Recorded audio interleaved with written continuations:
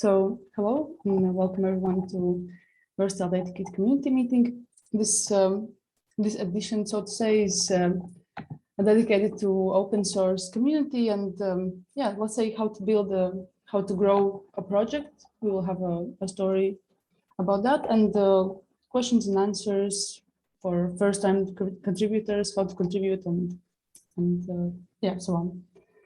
So I actually wanted to create this meeting because a couple of meetings ago we had a conversation about open source, and in general now Versatile DataKit is kind of starting to grow our community. We just had like a first contributor contact us, so like we had a call with him, and you know it's kind of only starting. And I think we're all curious about how the journey is going. And the second reason is I would like to just have a video where like a first-time contributor who potentially wants to join or like do something in open source could like have like questions and answers. So after like at the end of after Michael has shared his story and we kind of answered the first question, maybe I can go with my own questions because I just started editing the repository, so I'm very fresh here. So yeah, and the third reason is just to meet the team and see who we are, what is our experience with open source, and just have a conversation.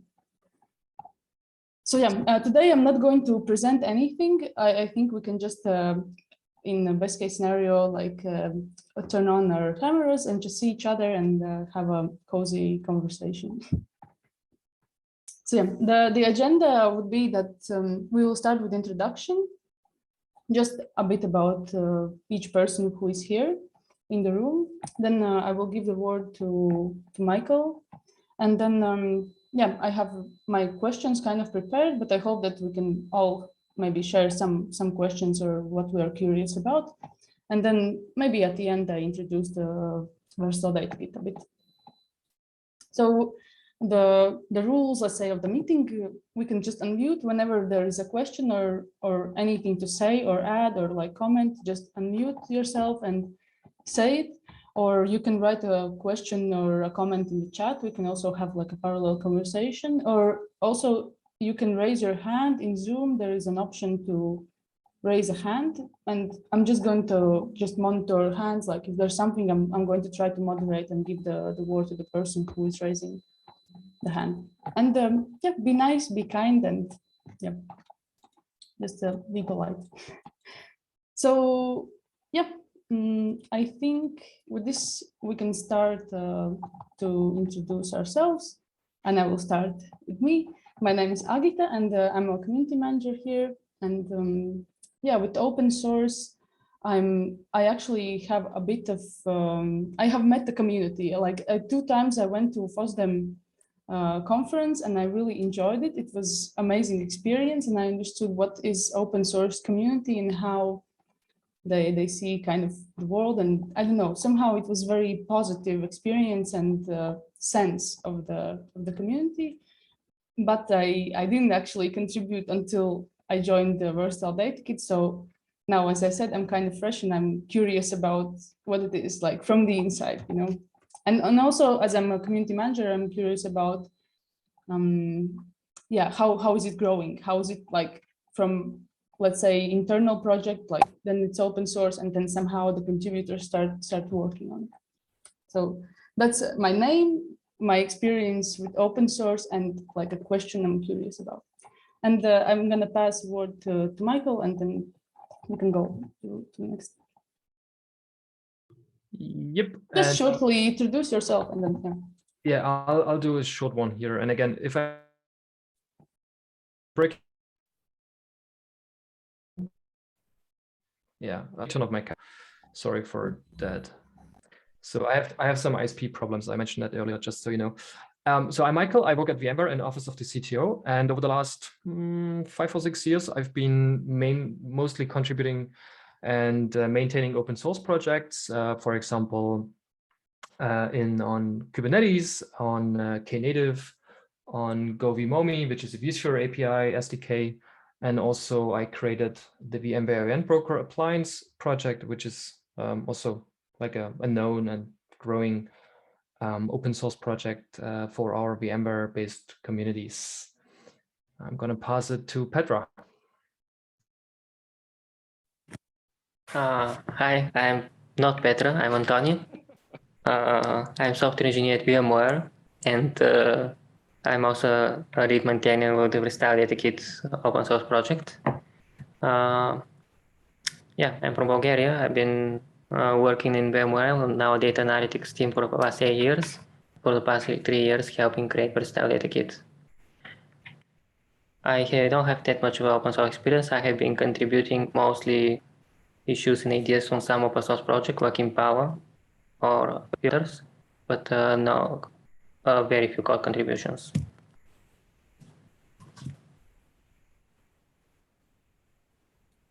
You can pass on to someone. Yeah, the Petra too. Okay. I'm not Petra as well. I am Duiku, and I'm pretty new here. I'm the new trainee. I will be working on Jupyter integration the next few months. And that's all for me. Okay, I think I can go next. My name is Gabriel. I've worked on VDK for over a year now. Been at VMware for almost a year and a half. And yeah, I think that's about it.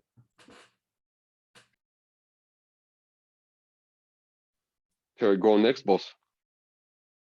Yes, You the can boss go. says. Yes, thank you, boss. Okay, my name is Dako.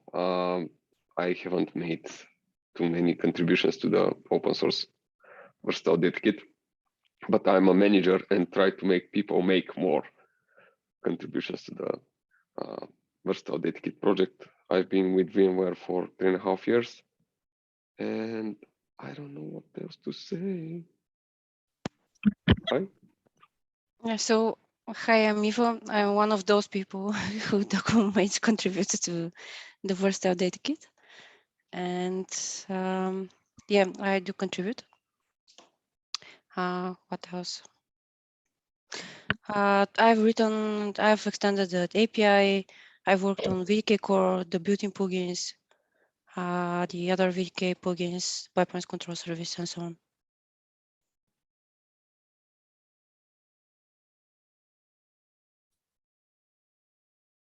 Anyone who hasn't introduced themselves can go next. So hi everyone, my name is Demira. I'm data analyst / data engineer who used to work a lot with VDK, but now similarly to Dako, I'm just a manager. So I'm helping people to contribute. So I actually manage a team of data engineers who work vividly with Versatile DataKit every day. And yeah, I'm looking forward to hear how the project is evolving.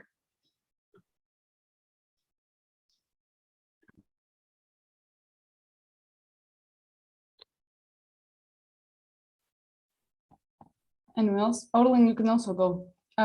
It's your name, like your experience with open source, and maybe if you are curious about some question.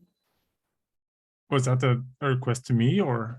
Yeah, you can introduce yourself. My name is Orlin and I'm community manager at VMware. I drive a few other projects, but I happens to help your super nice project as well.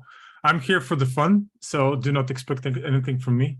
Just to say hi and to get the feel of the community and how things are working, and if I can help somehow. So I have a background of developer and sysadmin for the last 20 years. So you can ping me on some Kubernetes topics if you need me. I can help out with this stuff. So yeah, that's me. Thank you. Roman, are you here? Yep. Let me turn on my camera. So my name is Roman and I'm with VMware for many years, like 15. I think Antonio and I started the VDK project. So I'm no longer closely related to it, but I'm very curious. I really like it. I believe it's a project with a huge potential. So I'm here out of curiosity. Okay, Sikhant, are you here?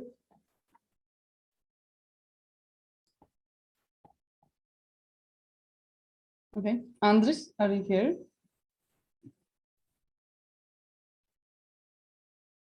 Hello. Hello. Hello. My name is Andris Vitkovskis. I'm with VMware actually more than 15 years as well.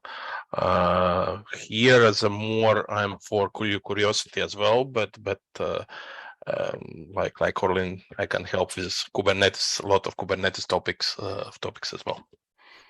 Thanks. Are you by any chance from Latvia? Yep. Okay. Yep. But yes, I am. But has a chance to work to quite large projects and cloud providers in some cases as well. Radostina? Hi, my name is Radostina, and I'm Super Collider product manager. But I am here to learn what's your input to the VDK, the open source project, because currently I have only view on the Super Collider usage. I'm a beginner user of VDK, but yes, I can use it, and I have contributed with feedback and documentation. They use some of the user experience part. So this from me. Thank you. Thank And you. for those of you who don't know, Super Collider is the internal deployment of VDK in VMware, our data analytics platform. Thank you, Dako. Okay, so yeah, I think now we're all curious kind of to hear from Michael about the GovMomi project and how it grew, or like in general your open source experience. So like tell us about your journey, and then maybe if we have some questions, we can just jump in. Yep. So again, GovMomi is an open source project. I think it was created in 2014, around that time, which gives our VMware communities, mostly around the vSphere products, an SDK in Go to interact with vSphere. And it gained a lot of popularity over the last years because Kubernetes, HashiCorp, Terraform, and others starting adopting Go as a language on one hand, but also in order to integrate with vSphere, they needed some SDK. And the most mature, if you will, SDK that we have is GovMomi. GovMomi right now is not a super funded project. It is backed by volunteers. And so, you get all the challenges, obviously, by that, with asking for people's time. On the other hand, it's I would say a pretty important, but also successful project, because it, without GovMomi, we probably wouldn't have that easy integration with Kubernetes and HashiCorp, Terraform, and the likes. So I think it's pretty important in the ecosystem, and it has grown, like from a code base perspective, a lot. I joined the GovMomi team roughly 2 years ago as a maintainer. I was on and off before that, but as a maintainer, I joined roughly 2 years ago. And at that time, GovMomi was in a not so well state from a community perspective. Like we don't have community calls. There was a bit of contribution guidance, but we mostly had contributions just from like the MBAL folks, and it was still just 1 or 2 people involved in GovMomi. And I felt the same pain as a contributor to GovMomi, and I reached out to the core team asking whether they want some help on some of the automation side to make the experience for contributors better, and to attract more people there. And that's how I got into GovMomi. And also I have a couple of other open source projects which are successful, some not super successful and known, but I learned a lot from these projects about open source and being persistent in pursuing the open source route and not having expectations, because that's typically setting up yourself for failure in that regard. And I had a meeting this week as well with another team inside VMware, and they're also planning an open source something. And they wanted to talk to me about some strategies and how they should open source something. And even though we at VMware we also have an open source office, right, which deals a lot with the processes around that, I think a lot of people have questions. What does it mean to open source something? Or maybe they have wrong assumptions about the benefits that they would gain. So initially the team was actually looking for getting more contributors from the outside. And I told them that likely that's not going to be the case, especially in the very early beginnings. You're basically now supporting your internal and external communities. And I think I could help them clarify a little bit on that they should not come with this expectation of, let me just open source something and there will be a lot of developers which will just help me, which likely is not the case, even for the larger projects I've worked on, like Kubernetes and Knative. So I think this perception is what I learned a lot myself as well. And I'm also very keen on the automation side to make repos, nice and easy to follow, and code reviews and a lot of automation to enforce standards that help new contributors to onboard in a larger project as well.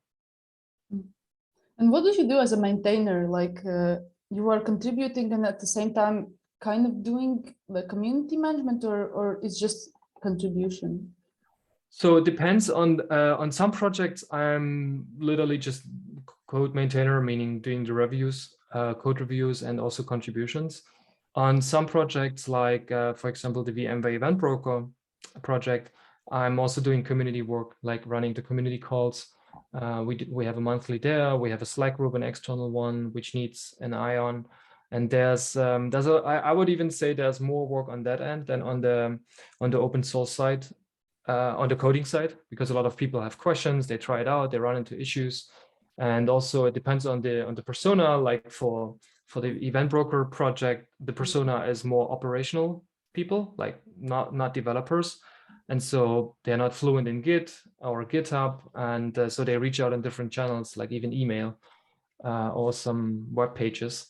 So that is all part of the community management. And it helps us to learn from the community and also have multiple channels to get feedback and help them share their ideas and perspective. And I would argue that a lot of our communities on GoVimomi, but also on Viba and so on, they are more consumers than actual contributors. But at the same time, having users of your project is also important, because you get feedback from them and then you improve. It's not always that I'm asking for open source that I want to get more developers and more help. Help also means that you get feedback like bug reports and stuff like that, and then you fix them. I think that's also an aspect of open source which people need to understand if they go that route. Mm-hmm. And how did it grow? Like you said that when you joined on the community side, it was kind of there were no contributors. So how did community evolve?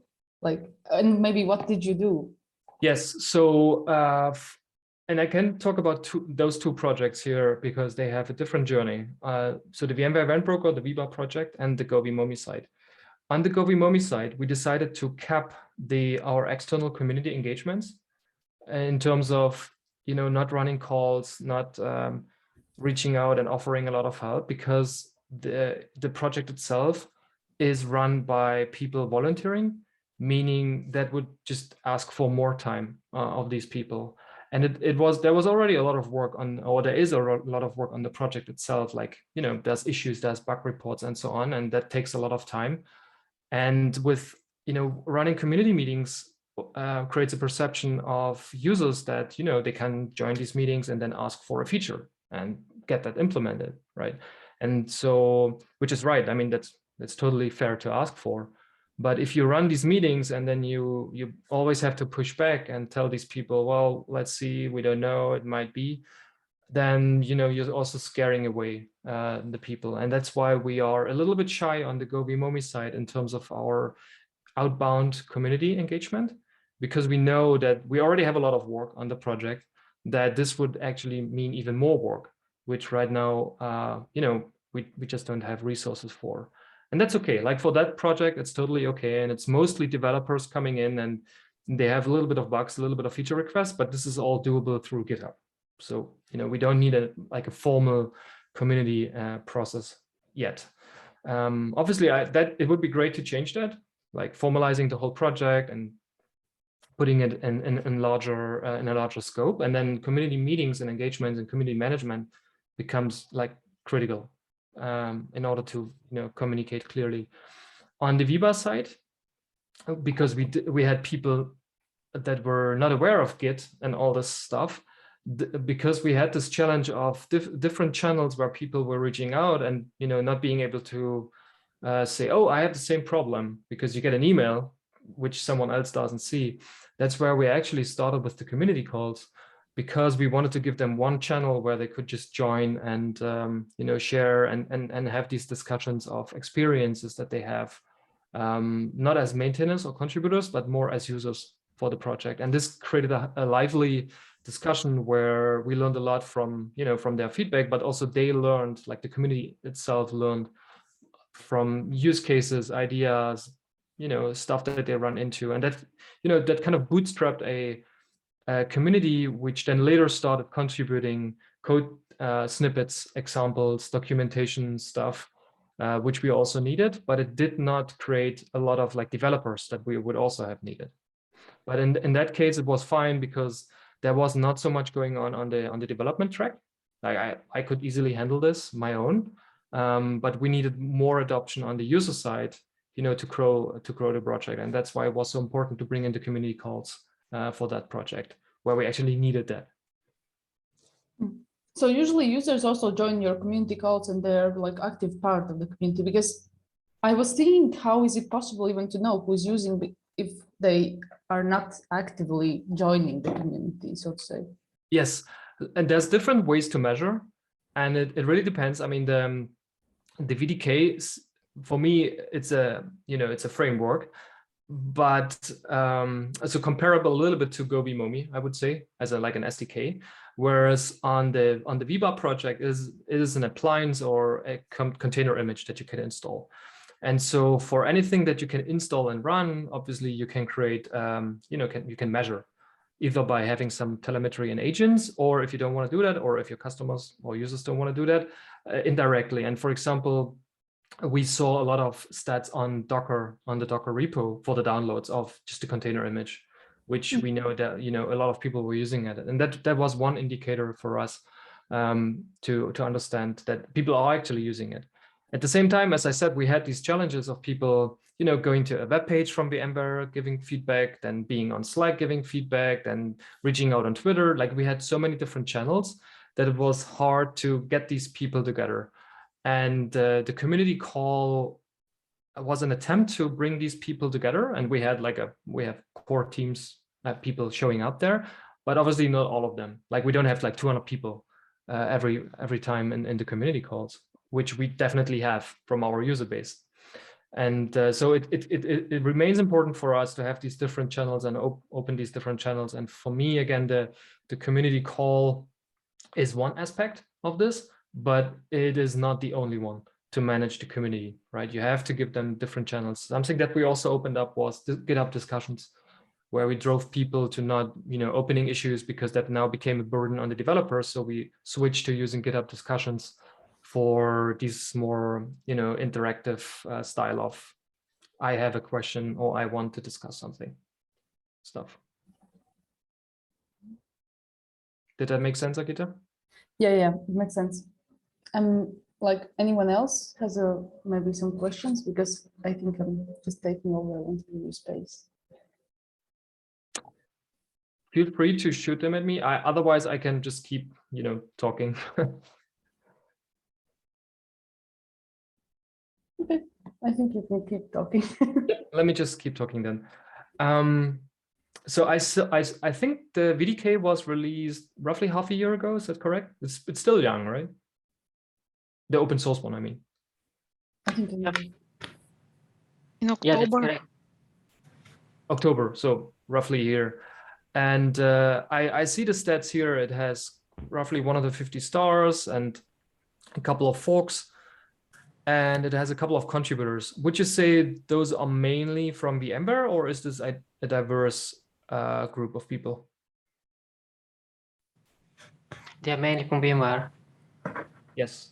So, which is good, right? I mean, it could be different teams in VMware, but at the same time, it basically means you don't have a lot of like outside contributors, at least from the stats, right? And this is a common thing that I see across different open source projects as well. That you get a lot of like contributions from your like organic team that you have around and some other people which are using it. But the adoption keeps lacking from the outside. And I would say this is not bad, and this is not a bad signal. And I also told that the other team, which I spoke to earlier this week, that the assumption should not be that immediately you get a lot of stars and there will be a lot of people following. And I think these days it's really so hard to stand out as a project in the open source. There's probably more open source projects than actually people who can, use and contribute to it. That these numbers already look good, and then often, they remain flat. And you have to at least work on keeping them in order to not lose the contributors, right? That you had initially. And I think this is where it gets important with onboarding new people in terms of the documentation aspect, and make it easy for them to contribute and getting in touch and reach out. So, for example, if someone comes across the repo and sees there's a typo somewhere in, for them it should be easy to understand how they can fix it. Do you have a contributing guide and a code of contact? Often people don't read that. Unless they go through the README thoroughly, and then they are like, if you want to contribute, follow this one. Typically they just follow their process, which is open an issue, or maybe even directly do a PR, right? And so in that case, we spend a lot of time on the other projects to make sure that our issue and PR management, and also the roadmap planning or the project management using GitHub projects is well and in a good shape. So that, for example, if you create an issue, we greet people with like a bot comes up and says, hey, thanks for your contribution, or like for raising the issue. Have you looked at the contributing guide, for example, right? And so because people typically don't read that, again, it's front and center for them if they file an issue. For PRs, we can check for, is there actually an issue? So we force back a little bit, and we have a lot of automation using GitHub Actions in our projects to streamline a lot of the code formatting, documentation style, Git signing, Git commit practices, like to have a clean Git history, because we generate changelogs from that and release notes. And if you don't have a way to help your users to create these good documentation or good commit messages, which often they also won't do, then you end up with a big mess, and then your release notes will look like just a bunch of commits, which does not look very well. Let me actually check your release notes. You probably have some good ones. Yep, so that's a good one, right? So there's a change, there's a summary, etc. And you even have prefixes in there, which I guess is because a lot of the people know how to contribute to the project. And I don't know if you enforce these kind of prefixes and checks in your pipeline. I see you don't use GitHub automation, you use Circle probably. Or something else, but that is a learning that we had, that automation needs to be in place for a lot of these low-level consistency checks for the repo, because otherwise it lands with the contributors, the maintainers, and they don't have time for that. Did that make sense? Yeah, I think that makes sense. We do have like pre-commit hooks, so basically automation that checks each commit message. There is prefix, or it's according to some style that we find that's been recommended. Yes, these hooks are on the CLI locally or on the server side? Both. Okay, so we basically reject commits which don't fall. The work of hooks basically auto-format it when they can. Okay, good. The CI checks. That helps. That's perfect. For documentation, we also have some stuff that often the contributors do. They do a code fix, but they lack the documentation, or they are like, yeah, I'll do this in the next PR. And so we also check and force that the documentation is in sync with the feature. This doesn't always work, but like it really depends on the project. But it also helps with like rejecting the PR, during the review, and having these all automated checks so that it's not slipping through for users, for the reviewers. Because documentation for me is key in a project. That's what the users see first, right? The code comes last. And trying things out, having a playground, examples, Docker images to easily spin this stuff up by Olin. I think also helps. I don't know if you have that in VDK, like playground style or easy. No, that's a very good point. That's something that we probably should consider, but we don't really have a playground style. Yeah. Yep, I mean, it's fair. I mean, what you already have, which is great, you have the badges in place, right? So this is also what I see missing from a lot of repos. There are some web pages which check for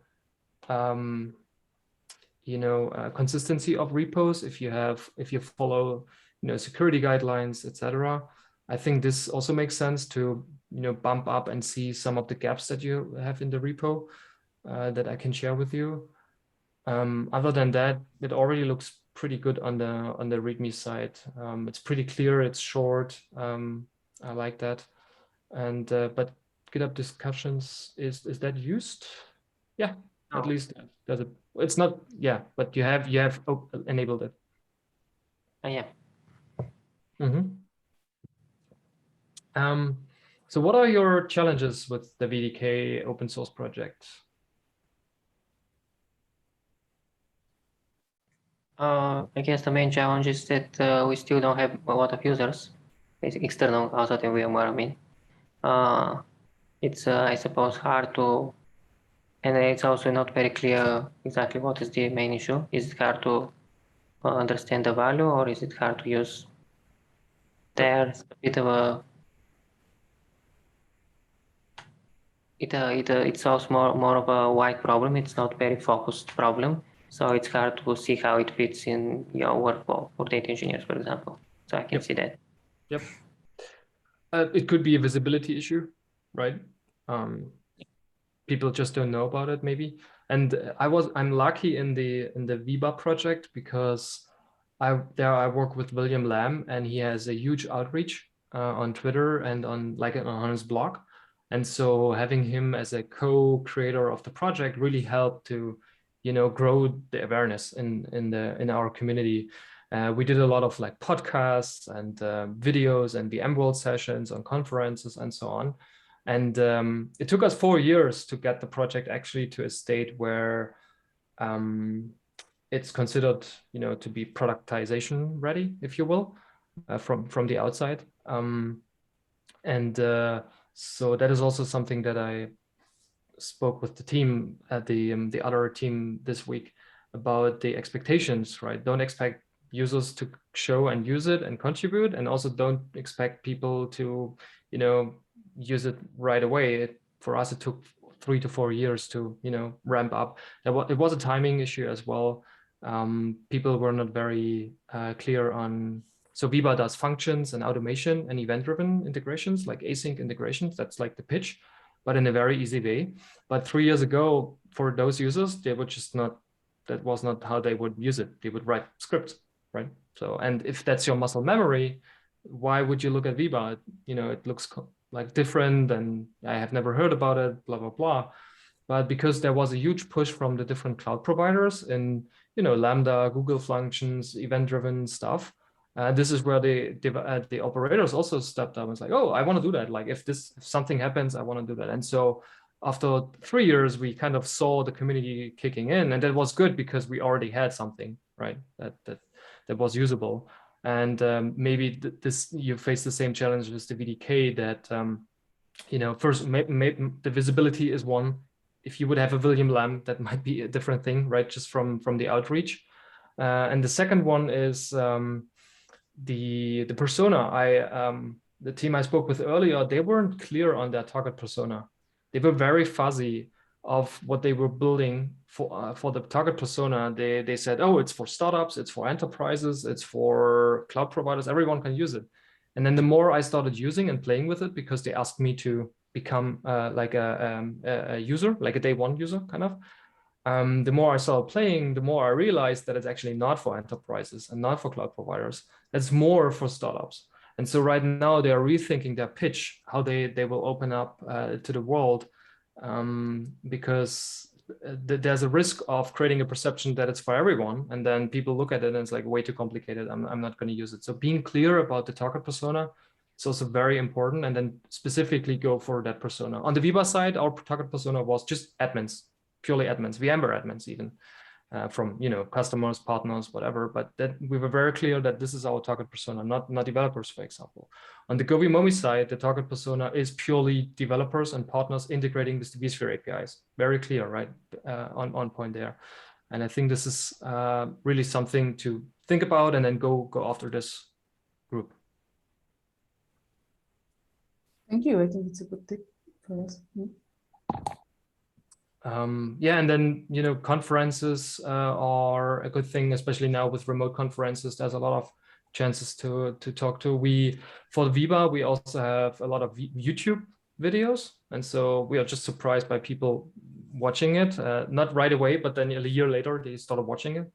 And so having all this content around which you can reuse and recycle and share is also helping to scale the team, because otherwise it's landing on your, hey, can you have a call with that person and show it to him, like scaling by learning and playgrounds or simple Docker images, and having it lean and easy to use in the beginning, I think is also makes sense. And finding this customer zero, whether it's inside VMware or outside, that gives you feedback on, is it usable, like what looking at. And that's what I did with in the Knative space. They wanted to create a CLI for a specific task, and they were reaching to the community and asking to try it out, and they were recording actually these sessions and watching the user what they did and why they typed a specific command. And that's also how they learned that some people use -help, or some people just do -h, and some people use help command. Like we all have these habits, and by seeing and watching your users how they use it and how they stumble, and then like, okay, I'm going to give up. Right, that's typically what the user does. That's also important to learn. And then the option there was to make it the -h and -help. Right, that's a good one that we learned there, and also some of the other semantics. So I think this watching the user prototyping and using it without telling them what to do. Basically, don't read the documentation. Just start playing with it, and then see how they use it. That also helped us to reshape the documentation and the user experience.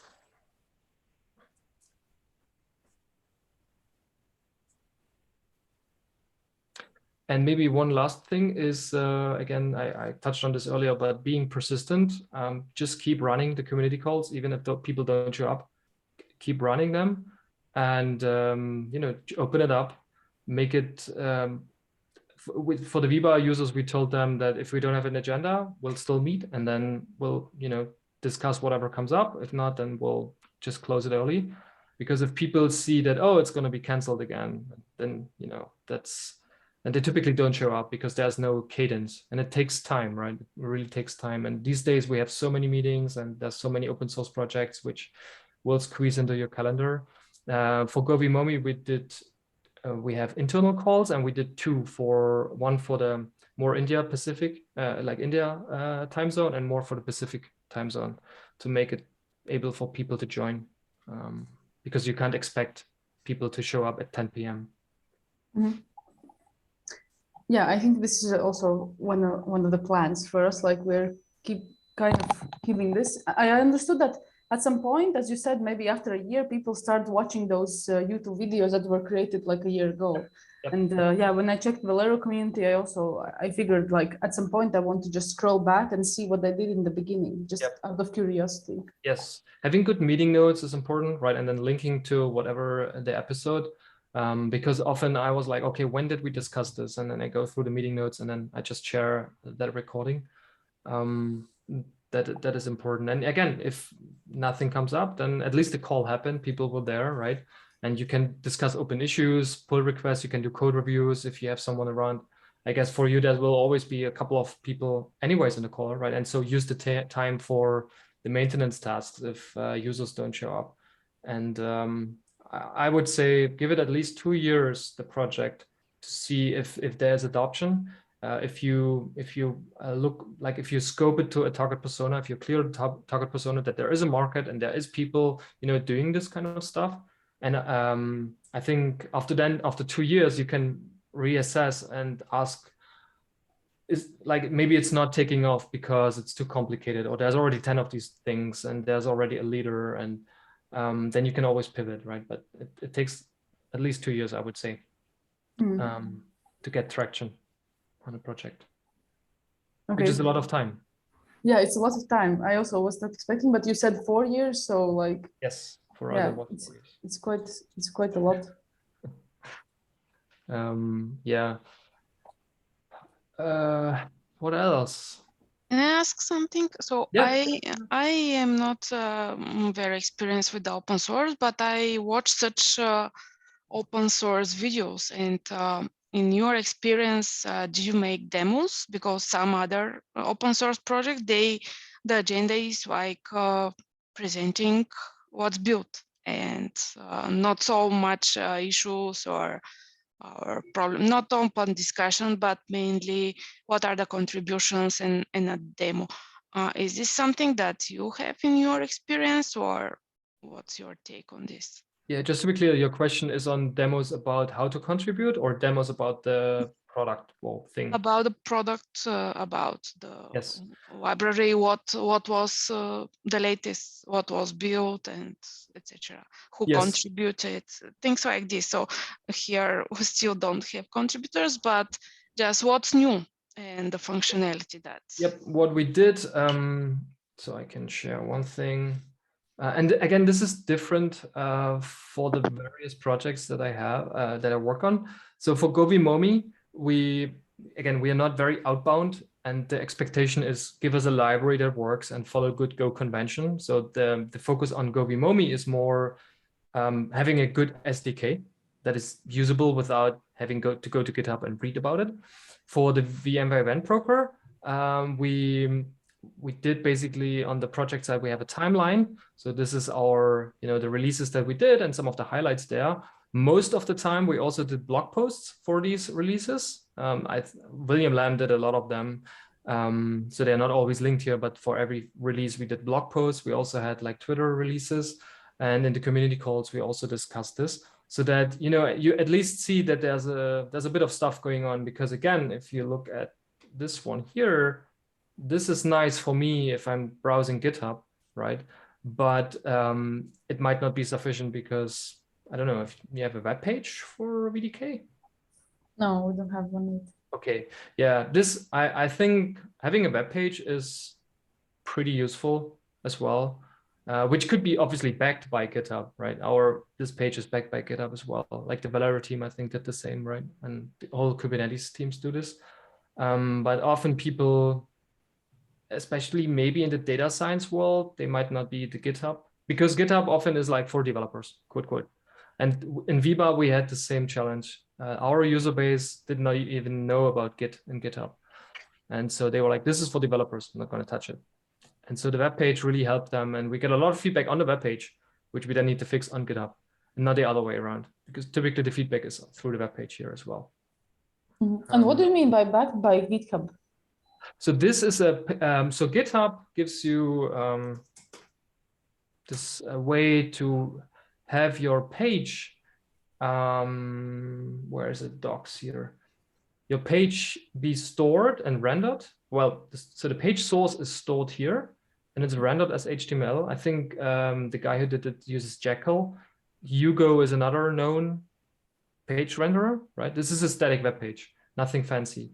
And then you can set up, so if I'm admin, there's a settings button here, and then you can configure a GitHub pages. And if you have a DNS entry that you own, like this one, we own that, then you get a proper page that just redirects and is being served from GitHub. If you don't, you get like a GitHub URL, GitHub, I don't know, vdk.github.io or so. Yeah, And we have so, yeah, we do have a GitHub issue to create a web documentation. okay, yeah. GitHub pages. Yes, GitHub pages is typically the easy way, and you know it looks a bit better than just the plain GitHub, right? Going through the markdown files basically, and I think it also helps for sharing links and stuff. This is a bit easier, and these days everyone has it, so we also had to do it. That's why we got one. So Radostina, so for the demos, yes, we do them, and we actually for Viva it was very important to have them, because explaining the users event-driven automation and functions and Docker, they were like, oh, what is that? But showing them, oh, here's a virtual machine. If it dies, you get an event and you want to send it to Slack. So that was the demo. And so demos really helped to bring and grow the user base, but more from a user perspective, not so much from a contributor perspective. But first need is actually users, and then you need contributors and not the other way around. I hope I answered your question. Yes, thank you very much. And by the way, these videos or demos we shared again on conferences, but also YouTube. Typically they were on YouTube. Often we did blog posts that had a short snippet in them. You can use these GIF tools, which from a video will give you a short GIF, which you can share on Twitter for these 5-second snippets or so. And because people, their time span is just very short these days, like 10 seconds, 15 seconds, you need to nail it in that time. And so a demo is always great, right? If you see that. And when you're saying blog posts, where exactly are you posting them? Somewhere on VMware page? So yes, but so on VMware as well, but mainly on our from the users themselves. So a lot of on the Viva side, a lot of the users have personal blogs. And so they write a lot about Viva in order to have also content on their blog posts being shared. And I think this is pretty common in that group of people, like in the admin and operator space for VMware. So that we actually have a luxury of these people writing blog posts naturally. There was even a magazine where there's still these magazines out where people write about stuff in text books. And a customer showed to me that, hey, did you know that Viva is in this magazine? I was like, what? These things still exist? So even that was shared, and a lot of people still read magazines, right? It's unbelievable. And these days, these magazines also are looking for writers and authors because they are struggling with adoption and sale. So I don't know if there's a data science community or something related where you could just be part of such a paper or magazine, which is another channel that we can still use. At Twitter also, we use Twitter a lot for communication. And because William has a lot of followers, that is a huge boost on that end.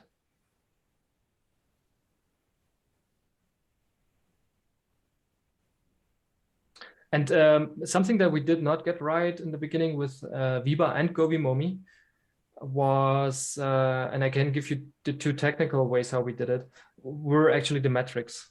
So we didn't really have good metrics on how many users are using it, downloading it, who's using it.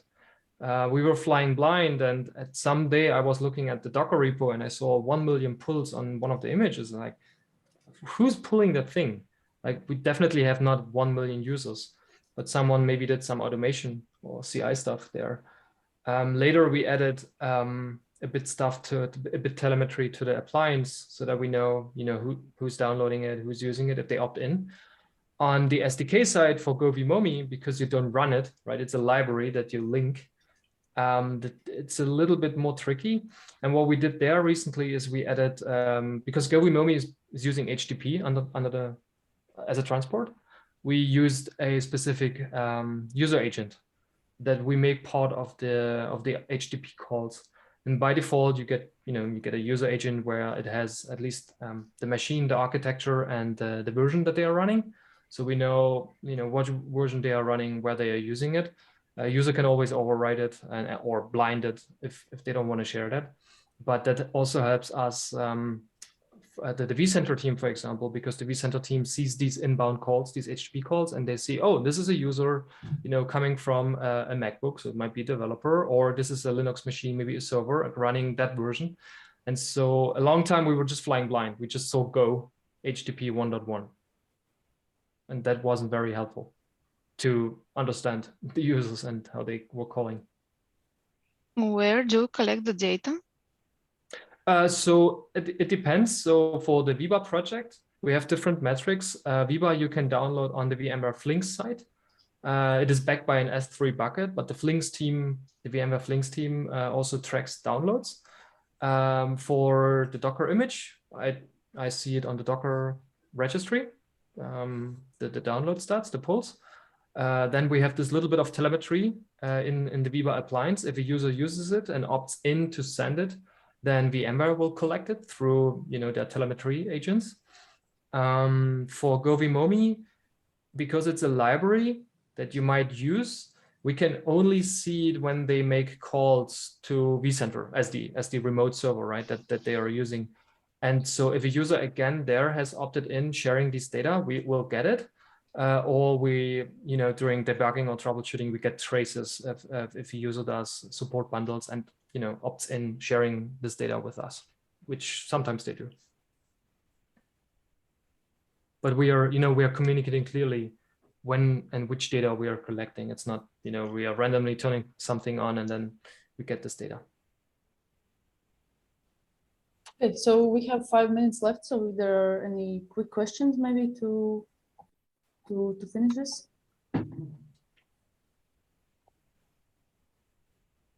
No. Okay, I decided not to go into. Do you guys think we can borrow this telemetry point? Should we do it for our project as well? Yeah. So how is VDK shipped? Is it just a library, like an SDK style, or a executable? We have an SDK library, a Python SDK library, and a Java control service, which I believe is distributed through a Docker image. A Docker image. Okay. Well, there at least you get some stats from Docker, right? For the libraries, it depends on then how they are using and what they are calling. So are they calling with the library some kind of also a VMware product in that scope? No. It's purely for them, right? They basically build their own. Yes, it's a pretty. It doesn't have any VMware.